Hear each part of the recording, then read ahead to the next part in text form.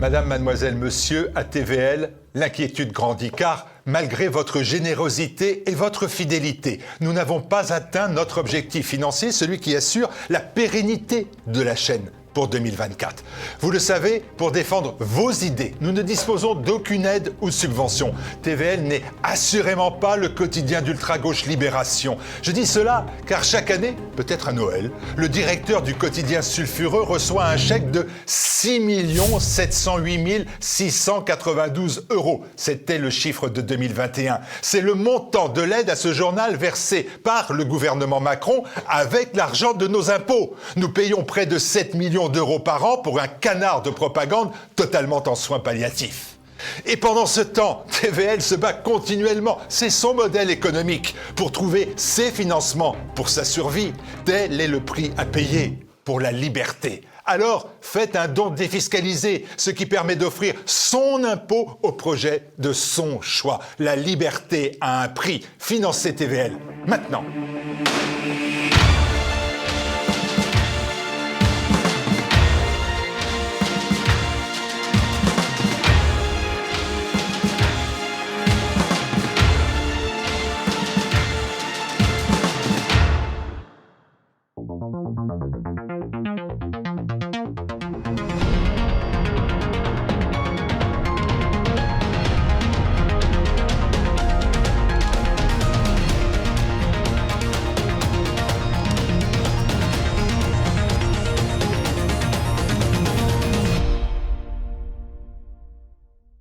Immédiat 472, le dernier immédiat de l'année. On se retrouvera évidemment en 2024.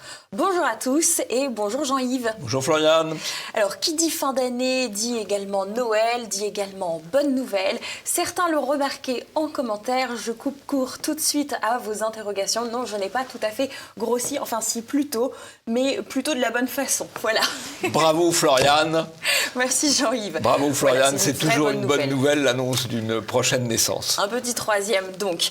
Passons au programme de la semaine si vous le voulez bien. Pour la météo de l'info, on va se déplacer en Pologne. Et puis pour le dossier du jour, on s'intéressera aux femmes qui osent dire des choses. Et l'image sera consacrée bien sûr à la loi immigration qui a enfin été votée. Dans de drôles de conditions, vous verrez, on va analyser tout ça. Le portrait piquant de cette semaine, il sera consacré à Thomas Legrand, un journaliste qui s'assume lui-même d'ailleurs comme un bobo de gauche. Et puis bien évidemment, n'oubliez pas, comme chaque semaine, je vous le demande, de cliquer sur le pouce en l'air, bien sûr, déjà pour la bonne nouvelle et puis aussi pour soutenir cette émission et l'algorithme. Et puis vous pouvez également laisser un commentaire, ça fonctionne de la même façon, voire même encore mieux. Place maintenant à Immédiat, juste après la virgule. Brrr, la météo de l'info est glaciale. Des journalistes licenciés, une radio et une télévision interdites d'émettre, des policiers interdisant l'accès au siège de plusieurs médias. En avez-vous entendu parler ? Avez-vous vu des images ? Non. Eh bien, pour cause. Cela n'a pas eu lieu ni en Russie, ni en Iran, ni en Azerbaïdjan, ni en Chine, ni en Corée du Nord. Non, cela a eu lieu en Pologne. En Pologne, en Union européenne, en Pologne. C'est le gouvernement d'extrême centre de Donald Tusk qui a entrepris l'épuration violente des chaînes publiques polonaises. L'autoproclamé camp du bien se permet tout dans le silence de nos médias de grand chemin. L'image de la semaine, c'est donc ce vote qui a eu lieu à l'Assemblée nationale et qui a permis enfin à la loi immigration de passer. Et l'image qui va nous intéresser, c'est la une de Libération. Vous m'avez élu pour faire barrage à l'extrême droite. Ce vote m'oblige. C'est une citation d'Emmanuel Macron le 24 avril 2022. Et il cite juste à côté Marine Le Pen sur fond de couverture noire. Pour le RN, la loi immigration signe une victoire idéologique. Et ça, c'est un propos que Marine Le Pen tenait le 19 décembre 2023. Il compare bien sûr donc ces deux séquences. À noter que lorsqu'on ouvrait la page de Mediapart le mercredi 20 décembre, on avait, ça y est, l'extrême droite est au pouvoir, édition spéciale avec 4 articles, Jean-Yves, la victoire au goût de débâcle du camp présidentiel, ce jour où le macronisme s'est révélé un lepénisme, immigration, une loi qui bafoue les droits les plus fondamentaux, et ce texte instaure une préférence nationale déguisée. J'imagine que vous avez des commentaires à faire face à ces deux une et édition spéciale. Alors, d'abord, la une de Libération, c'est sur fond noir, donc ça vise évidemment à faire là, peur. Là, c'est méchant, ça fait peur. Et là, dans cette affaire, effectivement, la gauche, l'extrême gauche, joue à se faire peur. Alors, ils jouent à se faire peur parce que y a peu de vrai contenu dans cette loi, mais il y a une brèche dans la mesure où la loi contient des éléments modestes de préférence nationale, mais tout de même contient des éléments de préférence nationale. Donc c'est un petit peu le pied dans la porte. C'est ce qui permet à Marine Le Pen de dire que c'est une victoire idéologique. D'un certain point de vue, ça c'est vrai, d'autant plus qu'elle-même, dans les années 2010, avait un peu laissé de côté la préférence nationale parce qu'elle considérait que c'était un peu diabolisant. Voilà. Et donc là, la préférence nationale revient. Revient un petit peu. C'est un petit peu, c'est le pied dans la porte. La porte n'est pas encore ouverte, loin s'en faut, mais c'est ce qui a animé un petit peu la fin du débat sur la loi immigration. Et bon, la gauche, évidemment, joue à se faire peur, et elle est aussi dans sa logique d'intimidation. On va le voir dans la suite de cette émission.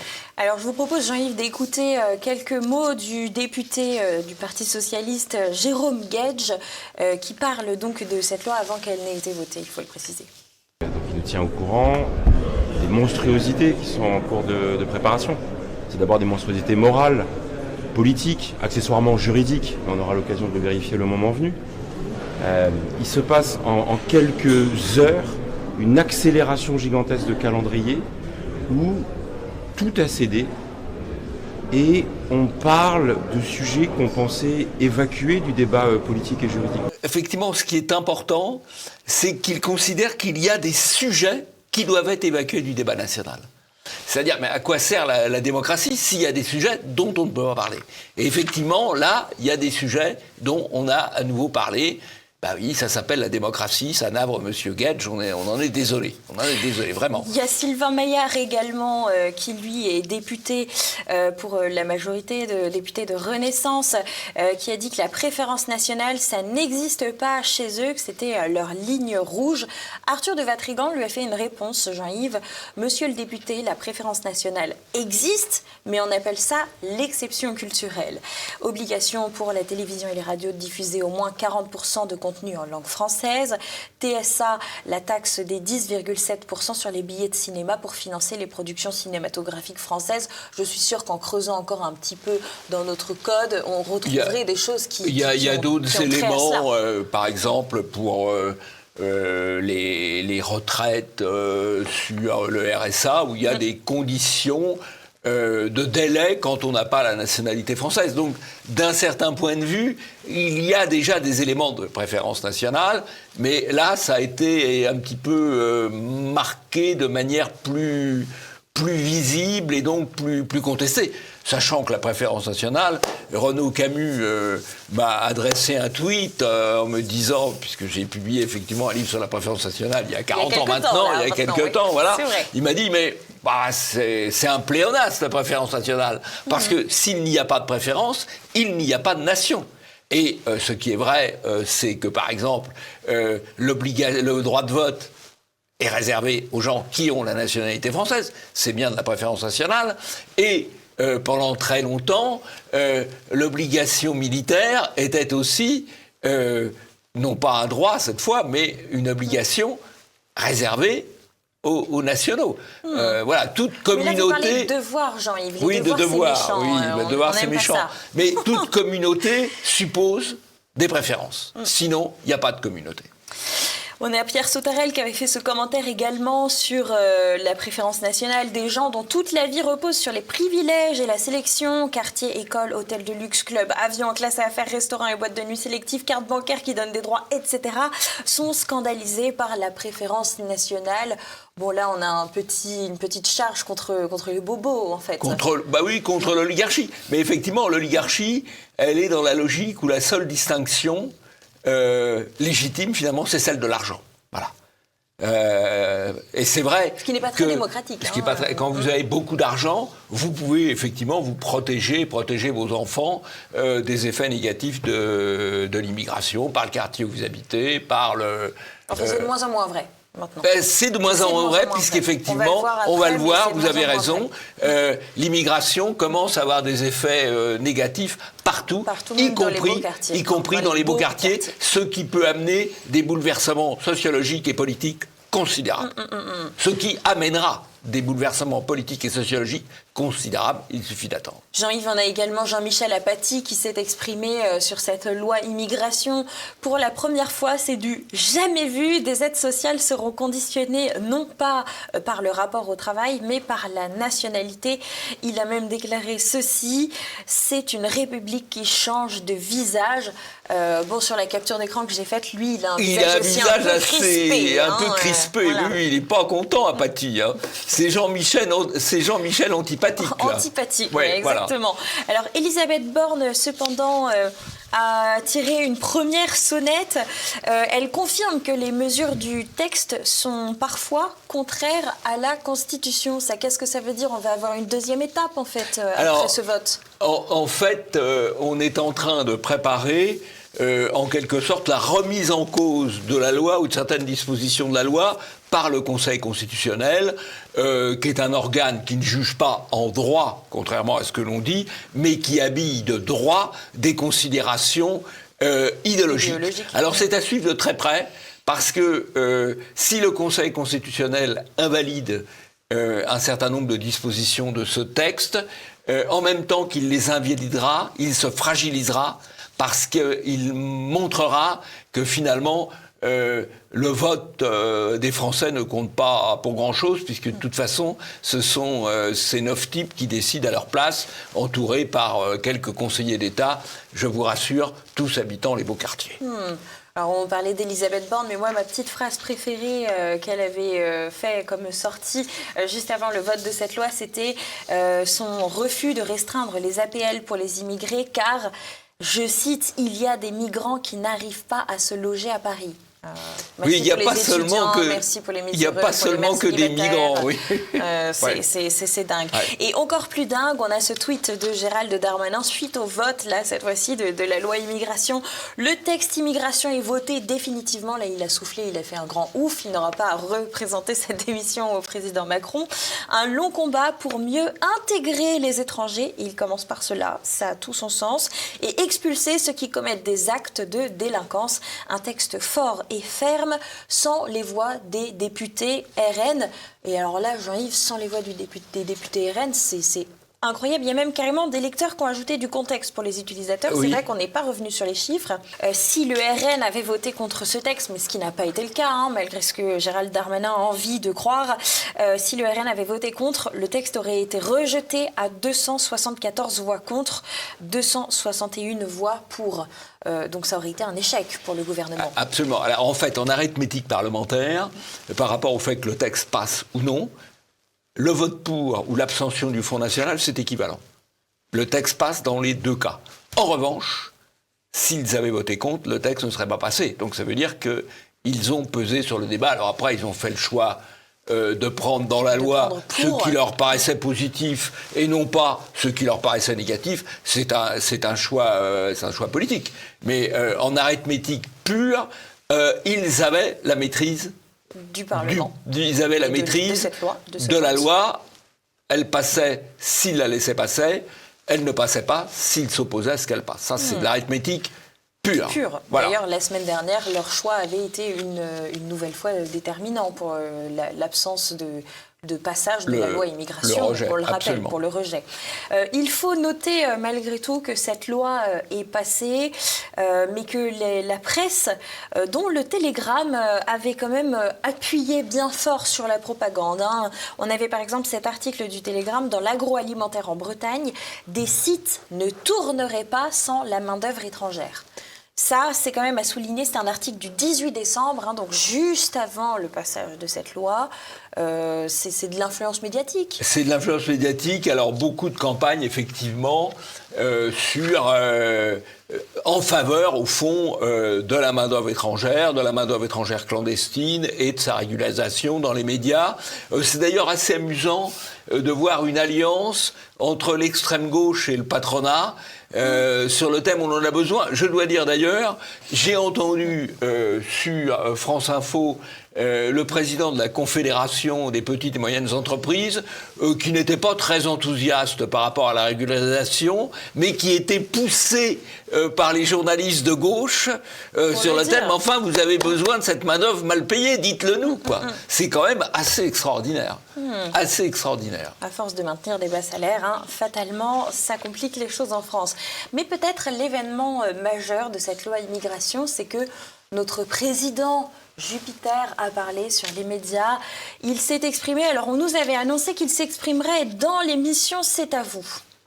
Ce n'est pas tout à fait ce qui s'est passé en réalité hier soir, à l'heure où nous enregistrons, donc mercredi soir. C'est à vous qui s'est déplacé à l'Élysée pour aller à la rencontre du président Macron.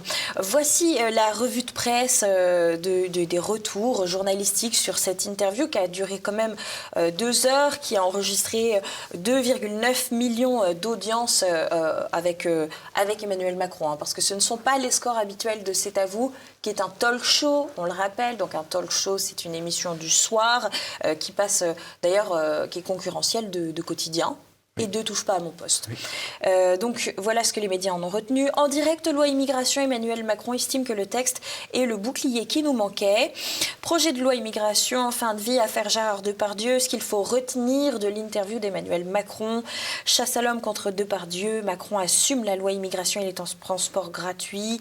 Immigration, Rassemblement national, fin de vie, Israël, ce qu'il faut retenir de l'interview d'Emmanuel Macron. Donc voilà, on est sur un talk show, c'est un peu du divertissement, ils ont évoqué plein de sujets, pas seulement la loi immigration. Un talk show, ça s'appelle du bavardage en France. Exactement, voilà. Alors, ce qui est assez intéressant, c'est le côté un peu bâtard de cette opération. Vous êtes sur France 5. C'est-à-dire qu'on est sur France 5, le service public, donc c'est tout à fait conformiste, mais il ne va pas dans l'émission. C'est l'émission qui vient à l'Élysée, mais qui garde quand même sa formule un peu copain-copain. C'est-à-dire qu'il n'y a pas la distance présidentielle. Il est au milieu de la table, les autres à côté, c'est tout juste s'ils ne prennent pas par l'épaule. Donc il y a une abolition des distances, il y a un bavardage, alors ça dure 2 heures, ce qui est quand même très long. C'est très conformiste, parce que ce sont des journalistes... Bobo Macron, globalement. C'est une émission, en fait, à qui il s'adresse à travers cette émission?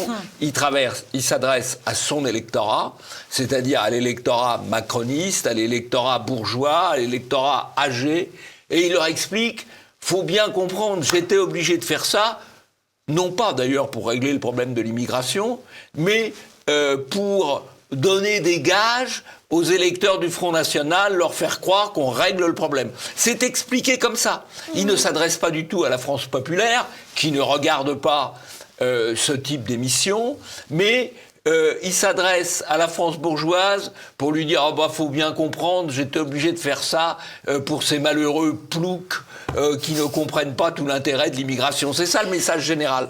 Voilà. Quelques chiffres, Jean-Yves, d'ailleurs, pour rebondir sur vos propos. En effet, donc C'est à vous est une émission donc, sur France 5 qui est regardée d'habitude par un public qui a une moyenne d'âge de 66 ans. C'est le talk show qui a la moyenne d'âge la plus âgée. Quotidien, pour faire un comparatif, a une moyenne d'âge de 49 ans pour ses téléspectateurs, alors que c'est une émission jeune. C'est toujours intéressant de remettre les chiffres aussi. C'est les gens qui regardent la télévision sont quand même de plus en plus âgés, Oui. malgré tout. C'était pas c'est à vous, finalement, c'est un peu c'est à moi, c'est une formule qui n'est pas de moi, mais qui est quand même un peu amusante. Et il faut noter, voilà, pourquoi est-ce qu'il aurait choisi une émission avec une moyenne d'âge de 66 ans ?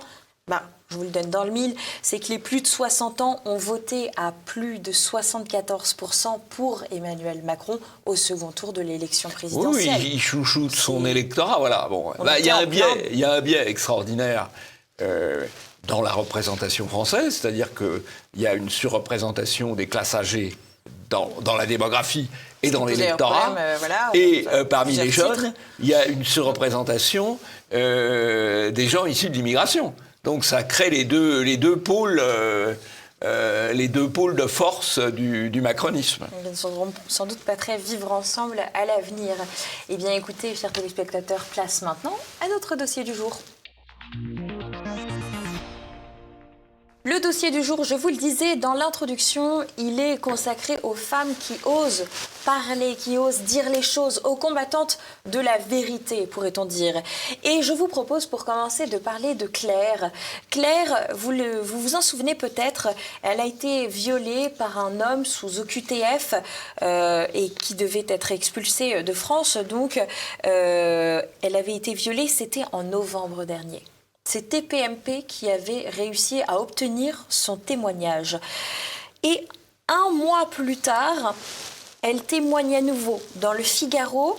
Elle enchaîne avec des passages télé, parce qu'elle était passée sur le plateau de TPMP, naturellement, auprès de Cyril Hanouna. Elle enchaîne avec un plateau sur BFM TV, sur RMC. Elle a parlé également sur CNews. Donc, je vous ai parlé évidemment de cette interview écrite dans le Figaro. Déjà, Jean-Yves, il y a peut-être un premier commentaire à faire sur Claire et ce timing médiatique. Bon, alors, c'est une opération en 2 temps, puisque l'affaire, on en parle une première fois et on revient sur l'affaire quand l'affaire des OQTF est dans l'actualité. Donc, de ce point de vue-là, c'est assez normal. Ce qui est quand même très, très nouveau dans cette affaire, c'est qu'une jeune femme parle du malheur qui lui est arrivé, et parle du malheur qui lui est arrivé en désignant l'origine du malheur, c'est-à-dire un étranger en situation clandestine.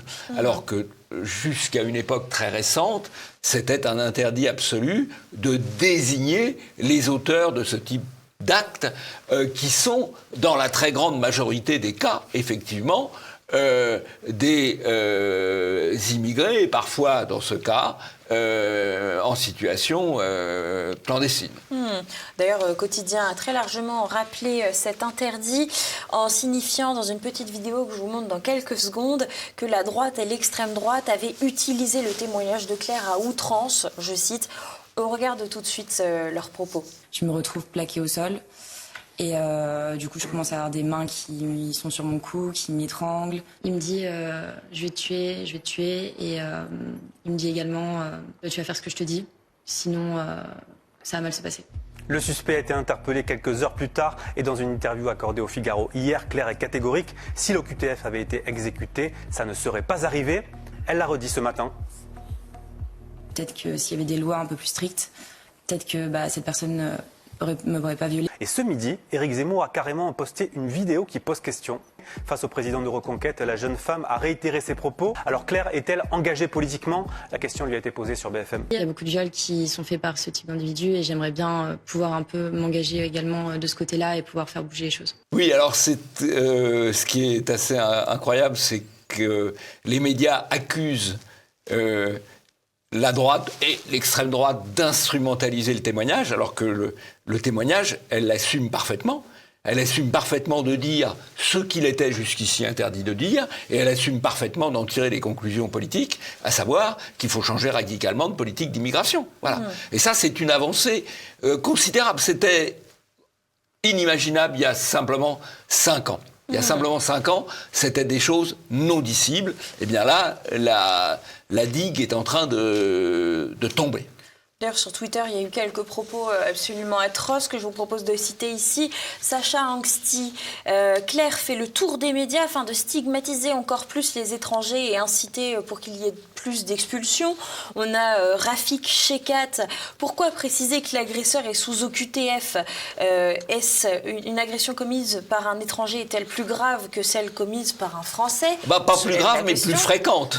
Voilà. Et Audrey Parmentier, sans nier les faits ni la souffrance de la victime, en principe, quand on commence comme ça finit très mal, vous allez voir. C'est immonde de voir l'instrumentalisation de son récit à quelques heures de la commission mixte parlementaire. Elle parle bien sûr de la loi immigration. Il faut préciser, et ça c'est le collectif Némésis avec sa présidente Alice Cordier qui aura fait le job là-dessus et qui reprend cette information qui est capitale à mon sens. Aucune association féministe de gauche n'est venue parler à Claire. Aucune. Voilà. Alors, je pense que Claire, effectivement, si elle s'est affichée comme elle l'a fait, c'est aussi parce qu'il y a eu au préalable, depuis plusieurs années, le travail des filles de Némésis, d'Alice Cordier, pour dire c'est bien gentil de défendre les femmes contre les agressions. Encore faudrait-il dire d'où viennent les agressions. Peut-être pas toutes les agressions, mais de loin les agressions les plus fréquentes qui harcèlent, qui violent. Malheureusement, dans une grande majorité de cas, ce sont des gens venus d'ailleurs. Voilà, ce sont les faits. Exactement. Alors en fait, pour être tout à fait exact, aucune association féministe de gauche donc n'a contacté Claire, mais Mademoiselle a quand même parlé de son récit en titrant de la sorte, récit qui est instrumentalisé par l'extrême droite, je cite, et puis les premières phrases de l'article, ça commence très fort. La jeune femme raconte avoir été violée dans son hall d'immeuble par un homme sous OQTF, comme si l'origine et le statut de l'homme comptaient davantage que la gravité de l'acte en lui-même. Claire insiste d'ailleurs sur l'origine de son violeur. Ben oui, parce que ce sont les faits. Ce sont les faits. On n'a pas le droit de dire les faits. En plus, je crois que c'est dans un quartier... Oui, dans un quartier chic. Dans un quartier chic qui commence à être atteint par ce type de problème. Voilà. Alors sur BFM TV, cette thématique a intéressé BFM et ils ont invité Thaïs Descuffon face à Violaine Philippis. D'ailleurs, les deux intitulés de leur bandeau étaient les suivants. Donc Violaine de Philippis est porte-parole d'Oser le féminisme et Thaïs Descuffon était invitée en qualité d'influenceuse politique, avait-il dit. Et je vous propose d'écouter un échange assez musclé sur le plateau. Sur le viol, vous avez dit quelque chose. Vous disiez le principal danger pour les femmes en France, c'est l'immigration. Non, le principal danger pour les femmes en France, ce sont les hommes. Ce sont les hommes puisque... Ce sont les hommes immigrés, africains, noirs et arabes. Il va terminer, Vincent. Ce sont les hommes parce que l'écrasante majorité des agresseurs des femmes sont des hommes, quelle que soit leur origine. Encore une fois, là, on a une femme qui dit les choses. Et elle dit, ce sont plus souvent, des hommes immigrés, noirs et arabes. Et ça, c'est l'interdit. Elle fait sauter le dôme de censure. Oui. D'ailleurs, le journaliste de BFM qui est en train de lui expliquer que lui donner une explication sociologique, que c'est de la faute des hommes, etc., se retrouve bien embêté. Figurez-vous que Thaïs Descuffon a fait une vidéo une journée après ce passage sur BFM parce que ce que l'on n'a pas eu, c'est le off et qui s'est passé dans des conditions très particulières. Je vous propose de l'écouter tout de suite. Voilà comment m'a traité la rédaction de BFM TV hier alors que j'avais été invitée pour débattre du drame qui est arrivé à la jeune Claire, 26 ans, qui a été violée le 11 novembre dernier par un migrant centrafricain sous OQTF. Et donc, le débat se passe très bien, je remercie les présentateurs et je retourne en loge. Et alors que je sors du plateau, le programmateur, j'imagine, ou en tout cas quelqu'un sort de la régie, se jette sur moi devant tout le monde, je sais pas qui c'est, pas bonjour, rien du tout. Et il me dit directement à quel point il est scandalisé. Comment est-ce que vous pouvez dire de telles choses en direct ? Comment est-ce que vous pouvez affirmer que les hommes immigrés sont la première menace pour les femmes françaises ? C'est un scandale, c'est une honte, sur un plateau sérieux comme le nôtre. Comment est-ce que vous pouvez venir et parler de ressenti ? Si j'avais su, je vous aurais jamais invité, vous savez quoi, vous reviendrez jamais, etc. Pour finir par me refermer la porte au nez et retourner en régie sans me laisser finir ma phrase, devant tous les autres invités. Donc déjà, en dehors du traitement tout à fait humiliant quand même, je dois dire, et indigne envers une personne qu'ils ont décidé d'inviter. Enfin, à ce moment-là, peut-être fallait-il mieux se renseigner sur ma ligne parce que je me suis jamais cachée de tenir les opinions qui sont les miennes. Je trouve ça assez cocasse qu'un homme de gauche vienne me dire à moi, qui suis une femme de droite, que mon ressenti n'est pas valide, ayant moi-même été victime d'une tentative de viol par un migrant tunisien il y a 2 ans dans le 1er arrondissement de Lyon. Alors, pardon qu'une femme comme moi qui ait failli me faire violer chez moi par un migrant n'ait pas le droit de parler de ressenti, tandis qu'ils ne font que critiquer le sentiment d'insécurité sans relâche et sans aucun fondement sur leur chaîne de télévision. Ça va peut-être paraître paradoxal, mais je comprends un peu BFM, en l'occurrence, puisque BFM est quand même, comme tous les médias, et pas seulement CNews, et pas seulement Radio Courtoisie, sous le contrôle de l'Arcom. Et l'Arcom, l'Agence de régulation des communications, l'ancien CSA, elle impose ce qu'on appelle la maîtrise de l'antenne.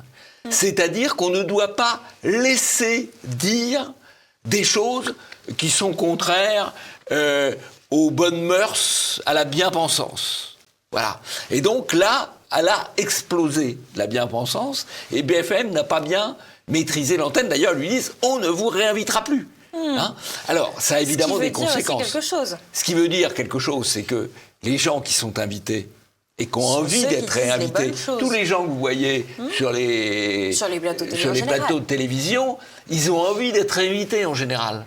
Et donc, ils ne disent pas ce qui pourrait empêcher d'être réinvités. Ça s'appelle l'autocensure. Avec derrière cette autocensure, le dôme de censure imposé par l'Arcom. Absolument. Alors Jean-Yves, malgré tout, l'intérêt de BFM, c'était de créer un petit duel avec une personnalité qu'ils ont...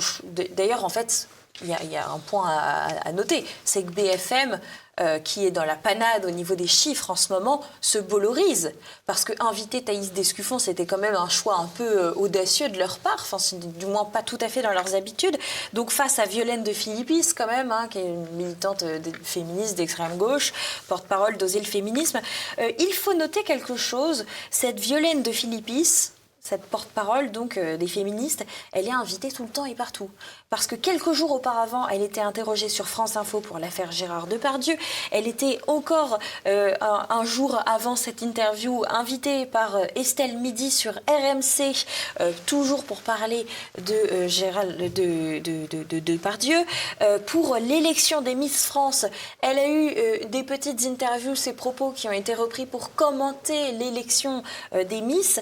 Et donc ce plateau ensuite face à Thaïs Descuffon, c'est une nana qui est absolument partout, c'est l'omniprésence médiatique. Alors, Oser le féminisme, c'est un combo, c'est-à-dire que c'est une association subventionnée, c'est une association invitée dans les médias de grand chemin, et c'est une association qui vend des formations aux entreprises.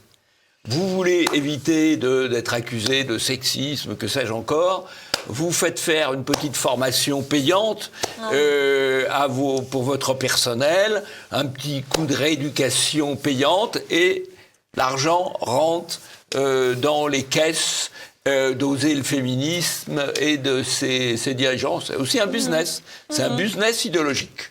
Bon, écoutez, si jamais un jour on s'ennuie, on pourrait aller faire un stage chez cette Violaine de Philippis. Place maintenant à un autre duel de femmes qui était quand même l'événement, encore une fois sur BFM, qui décidément invite des personnalités pour bluffer un petit peu plus sur ses scores, qui étaient faiblards ces derniers temps.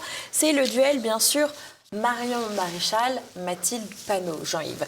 Et je vous propose, pour commencer, de regarder une petite vidéo, c'est un petit combo de ce qui a pu se dire. Mathilde Panot, qu'est-ce que vous pensez de Marion Maréchal? Quel regard est-ce que vous avez sur votre adversaire du soir? Alors peut-être qu'il faut commencer par dire que c'est Marion Maréchal Le Pen qui a demandé ce débat et que j'ai accepté ce débat parce que je ne veux pas laisser Marion Maréchal Le Pen... Vous vous êtes serré la main en coulisses avec Marion Maréchal ou pas? Non. Je crois que Madame Panot a demandé à ce qu'on ne se croise pas. Que sur vos réseaux sociaux, Madame Panot, vous n'avez pas eu un mot pour Thomas.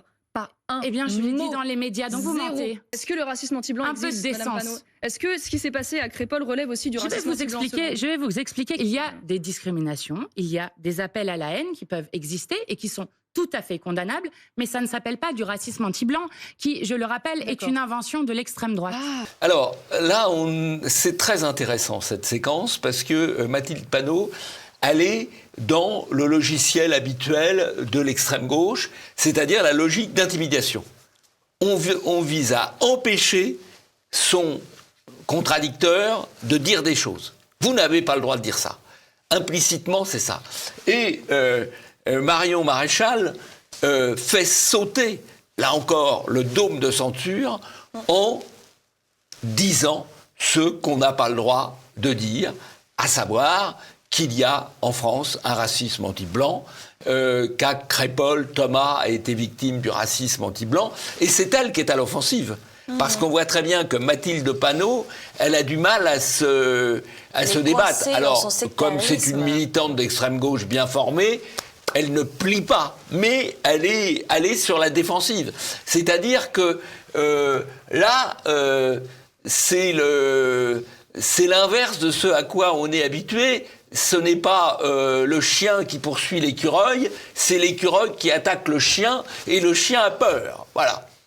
Ce qui était très intéressant aussi pour comparer un peu le débat et ce qu'en pensaient les spectateurs, c'était le Discord des LFI. C'est un petit réseau social et certains internautes se sont amusés à faire des captures d'écran de ce Discord qui permet des discussions libres donc, sur ce débat. Et ce sont des militants des LFI qui discutent entre eux. Donc Panot en débat, c'était la catastrophe annoncée. Par moments, il y a un vibrato dans la voix de Panot, on dirait qu'elle se sent pas bien. Je regarde le débat, c'est pitoyable. J'ai déjà décroché, c'est trop de la merde. Oui, je vois que je suis pas le seul. Et puis, ce dernier, je vais quand même faire le taf de soutien sur les RS, mais j'en ai mal aux tripes, vraiment. C'est drôle. Oui, le débat était clairement du côté gagné clairement par Marion Maréchal, qui a été sur l'offensive, qui a été dans l'affirmation du réel, c'est le choc du réel. Voilà. Le réel, il était occulté, il est resté occulté, il est en train d'émerger. Et en fait, vous savez, on avait l'histoire de la fenêtre d'Overton. La fenêtre d'Overton, qu'est-ce que c'est? C'est ce que vous avez le droit de dire, une petite fenêtre qui s'est beaucoup déplacée et on avait de moins en moins le droit de dire des choses. Voilà. Et puis, là, avec, c'est vrai, d'un certain point de vue, le débat sur la préférence nationale à l'occasion de la loi immigration, l'affaire de Crépol, l'émergence du dit sur le racisme anti-français, ces femmes qui osent dire ce qu'il était interdit de dire, la fenêtre d'Overton est en train de devenir une véranda. Elle s'ouvre et c'est en train de devenir une véranda. Et évidemment, ça, c'est un élément extrêmement important pour la suite des événements. Place maintenant au Pastis de l'information. Et on commence ces pastilles de l'information avec quelque chose d'un peu plus léger, l'élection des Miss France. Vous le savez, c'est un moment qui est toujours très populaire, très regardé. Et cette année, ce qui a particulièrement interloqué les internautes, Jean-Yves, c'est que la gagnante de Miss France 2024, Ève Gilles, eh bien, elle a les cheveux à la garçonne. Elle n'a pas les cheveux simplement courts, elle a les cheveux vraiment à la garçonne. C'est une première dans le concours depuis 1999. Elle en a elle-même beaucoup parlé, d'ailleurs dans son discours, en indiquant que la couronne pouvait tenir sur ses cheveux courts parfaitement bien, comme elle le disait. Et puis dans les interviews qu'elle a données, eh bien, par exemple, Le Figaro a choisi de titrer « J'ai choisi ce côté androgyne plus masculin ». Titre qui n'est pas complètement neutre.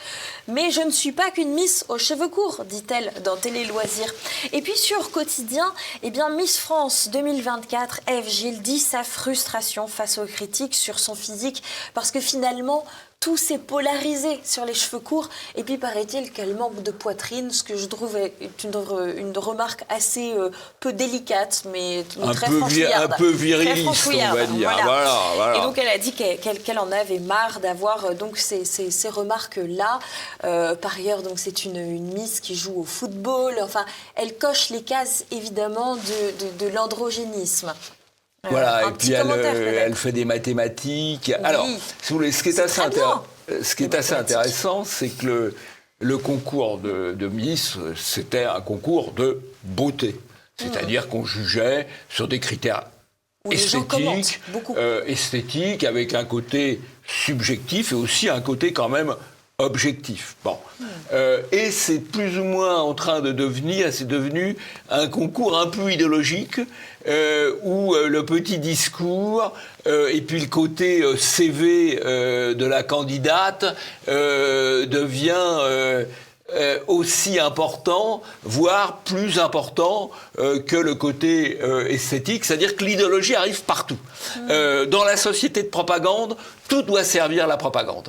Et l'élection de Miss France, qui est un spectacle de divertissement, qui est regardé par beaucoup de monde quand même, et dont beaucoup de monde parle, eh bien, c'est un moyen de faire passer de la propagande. Et là, en l'occurrence, on a une propagande un peu, on va dire, androgyne, quoi, implicitement. Voilà, avec les cheveux courts, les mathématiques, le football. C'est le storytelling. Enfin, on raconte l'histoire qui va bien dans l'actualité d'aujourd'hui. Et dans le message qu'on veut faire passer. Voilà. Absolument. Et les Miss, évidemment, qui sont pas idiotes et qui ont peut-être des conseillers en communication, elles savent comment se couler, dans quel créneau s'insérer pour avoir de bons retours médiatiques et donc avoir ensuite des chances d'être choisies par le public et par le jury. Et par le jury, on y reviendra. Et justement ce 50-50, le vote du public est aussi important dans les élections Miss France que le vote du jury. Là, ça m'amuse beaucoup parce que j'étais en train de m'imaginer avec vos chips pendant que vous regardiez l'élection des Miss France pour faire le commentaire. Bref, passons. Donc ça compte autant. Ça, il faut bien le comprendre. Et d'après... Non, ça compte pas autant.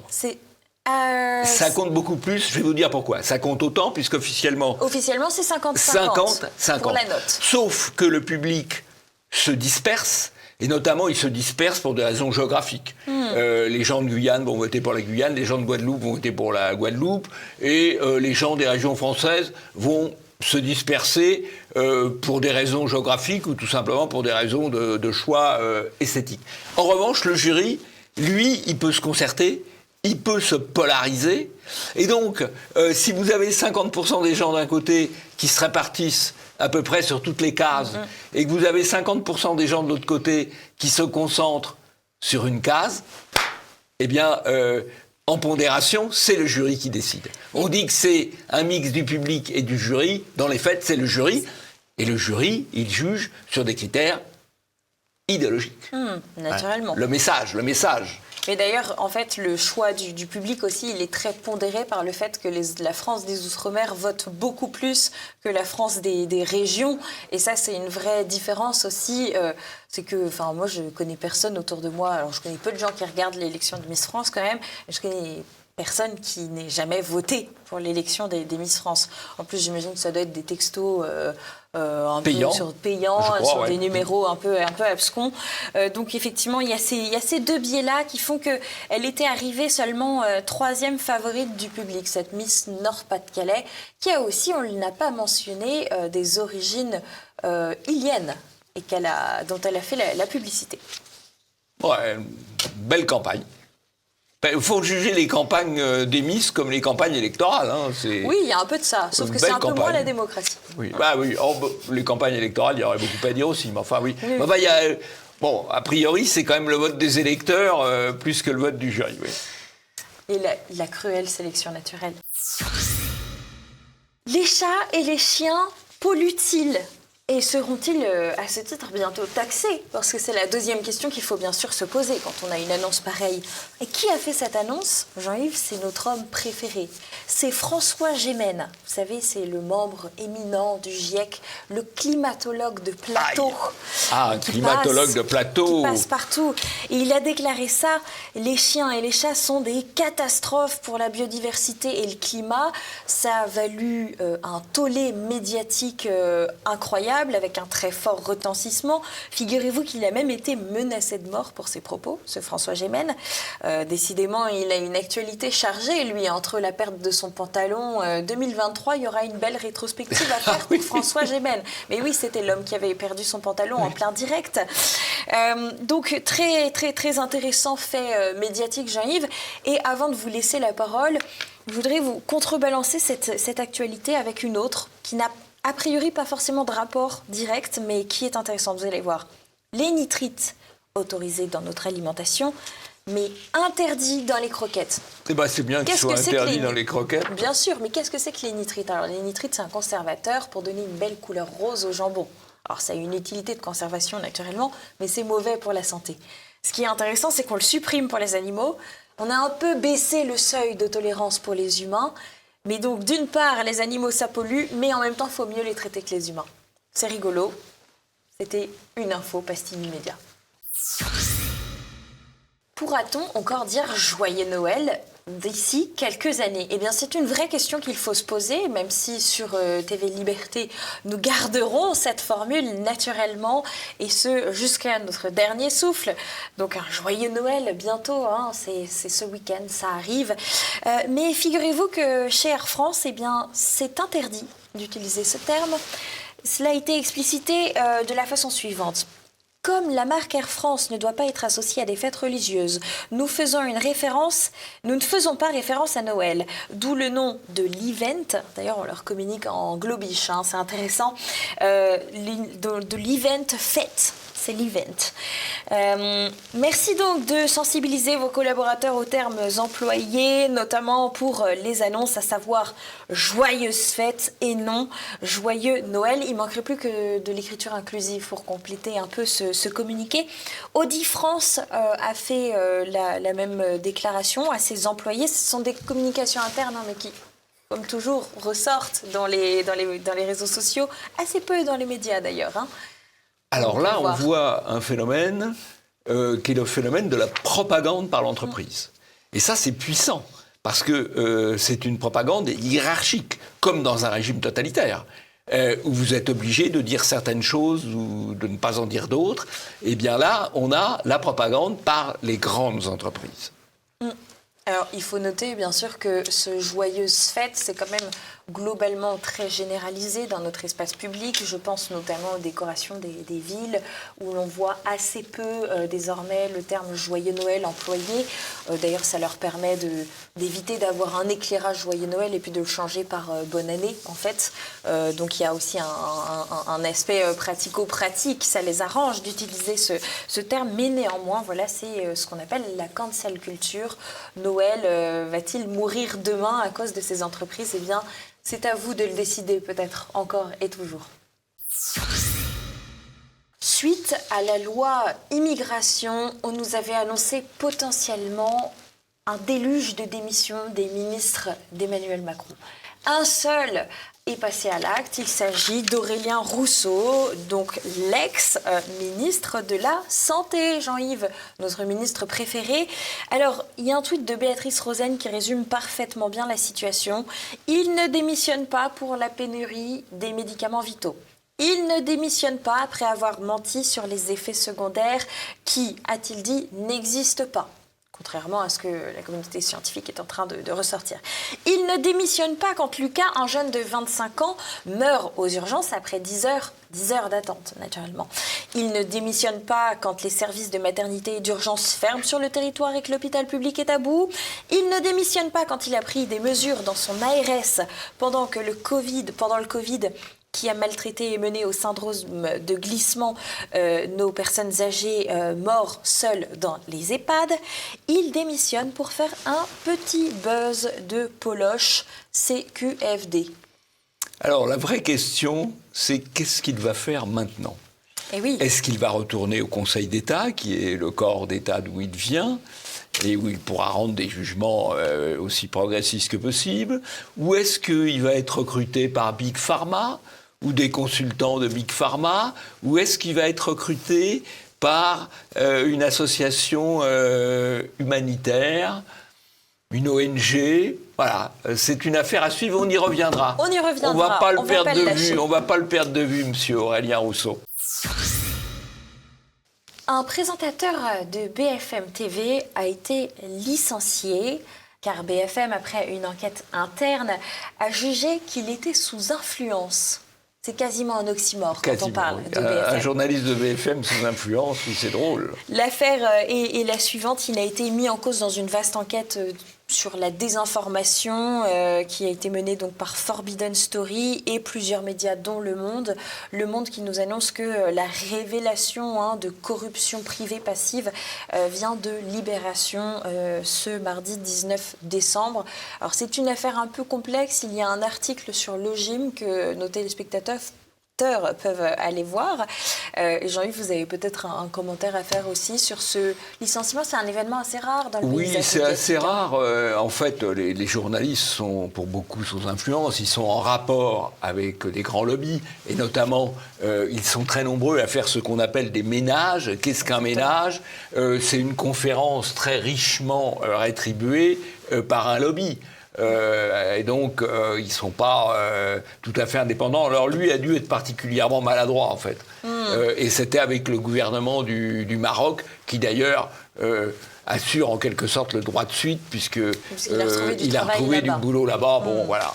A priori. Oui, a priori, voilà, c'est bon. Tant mieux pour lui, tant mieux pour lui. Voilà. Et après, il y a d'autres types de ménages aussi, c'est les mariages entre politiques et journalistes qui sont c'est le ménage, alors là, qui fait le ménage Et là, qui fait le ménage voilà, la femme de ménage, bien sûr. Bien sûr. Oui. Immigrée. Clandestine, vraisemblablement. Voilà, oui, d'après la loi immigration, c'est pour ça qu'ils sont nécessaires. Oui. Il faut régulariser, Jean-Yves. Partons maintenant en Pologne. Que se passe-t-il en Pologne ? Eh bien, je vous propose de lire ce tweet de Ferenc Almasi, qui est un de nos partenaires à TV Liberté Pologne. TV publique, grande partie du personnel licencié pour raisons politiques. Transmission interrompue, police autour du siège. Ah, mais vous n'en avez pas entendu parler ? Ah oui, mais c'est normal, c'est la gauche pro-UE. Quand eux le font, c'est la démocratie et l'état de droit. Circuler résume assez bien les choses, là, notre François. Oui, absolument. Absolument. Remarquez, ça fait un peu rêver, parce que ce qui se fait en Pologne, après tout, pourrait se faire aussi un jour sur France Info ou France Télévisions. Dans un sens contraire. Alors là, il y aurait des masses de protestations, mais on pourrait en rêver. Au fond. Affaire à suivre. En tout cas, il est vrai que les médias en France ne parlent pas tellement de cette affaire. Il n'y a que 2 articles à l'heure où nous parlons. Non, mais c'est le camp du bien. C'est le camp du bien. Oui, et eux, ils sont gentils, ils ont le droit. Merci à tous de nous avoir suivis. On arrive à la fin de cette émission. Si ce n'est pas déjà fait, eh bien, je vous encourage à cliquer sur le pouce en l'air. C'est la dernière émission de l'année. C'est le dernier effort qu'on vous demande de faire. Immédiat ne sera pas présent la semaine prochaine. Notez-vous-le bien. On reprend en janvier 2024 avec vous, naturellement. Jean-Yves, on ne va pas quitter nos téléspectateurs sans leur rajouter qu'il faut commenter également, mais surtout sans leur parler du portrait piquant. Le portrait piquant, il est consacré à un formidable bobo, Thomas Legrand. Bobo qui se revendique comme tel. Voilà, donc regardez le portrait piquant de Thomas Legrand. Ce sera un beau complément pour finir cette année en beauté. Merci de nous avoir été fidèles toute cette année. On revient donc en janvier, je vous le disais. Maintenant, à très vite sur TVL. Nous avons l'honneur d'être la quintessence du bobo. C'est ainsi que se définit Thomas Legrand sur France Inter le 19 avril 2012. Thomas Legrand a longtemps sévi sur RTL avant de rallier ensuite France Inter et Libération. Né en 1963 à Paris, Thomas Legrand suit un parcours secondaire à Saint-Thomas-d'Aquin dans le 7e arrondissement. Après une maîtrise d'administration économique et sociale à Paris 1, il se dirige vers le journalisme en 1988 en rentrant à RMC où il suit entre autres le Front National. Mais ses véritables débuts sont avec RTL, dont il rejoint la rédaction en 1993. Il sera au service étranger avant de devenir grand reporter, puis correspondant permanent à New York de 2001 à 2005, où il couvre bien sûr les événements du 11 septembre 2001. À son retour, il est nommé chef du service étranger, puis chef du service politique en 2007. Il remplace le dinosaure Alain Duhamel pour l'éditorial politique du matin durant l'été 2008. Après 15 ans à RTL, il est débauché par France Inter, où il présente l'éditorial politique pendant 14 ans, jusqu'en 2022. Il écrit sporadiquement pour Slate, ainsi que pour le magazine Les Inrecuptibles, dont il signe parfois l'éditorial. Il quitte le journal à l'arrivée d'Audrey Pulvar à sa direction. Il a participé régulièrement au club de la presse du Grand Journal sur Canal+. Il est marié à l'écrivain et journaliste Laure Vatrin, rencontrée à RTL, avec laquelle il a écrit « Ça ne s'invente pas », La République Bobo et Les 100 mots des bobos. À la rentrée 2022, il est aux manettes de l'émission Enquête de politique, toujours sur France Inter, et signe une chronique politique dans Libération, journal qu'il confesse lire quotidiennement depuis toujours. Pour mieux le définir, laissons-lui la parole. Comme dans le journal suisse Le Temps, du 22 octobre 2018, je cite « Le bobo est à l'aise avec la mondialisation et s'intéresse peu à l'entre-deux, la nation. On parle de glocalisation, contraction de global et local. En politique, la droite très conservatrice et une frange de la gauche révolutionnaire reprochent au bobo un manque de nationalisme ou de conscience de lutte des classes. » Fin de citation. Ou encore sur France Inter, le 15 décembre 2021. Je cite, « Il y a spontanément de nombreux volontaires pour l'insertion, l'alphabétisation des migrants, hallucination d'éditorialistes bobos bien pensants ? Non, froid, ou plutôt chaud, constat des acteurs qui organisent ce vaste programme d'accueil. D'ailleurs, en quittant les écrans des chaînes bolloréisées, en parcourant plutôt les pages des quotidiens régionaux, donc en s'attachant au récit du terrain plutôt qu'au coup de gueule des plateaux, on a tous les jours les détails de cette réussite. » Fin de citation. Au fond, comment définir ce type de journaliste ? Comme beaucoup de son espèce, il souhaite sortir de l'histoire. Il est honteux. Honteux d'être blanc, européen, homme de plus de 50 ans. Il veut ardemment disparaître et nous voir disparaître avec lui. Après tout, on n'est pas obligé de le suivre sur cette voie.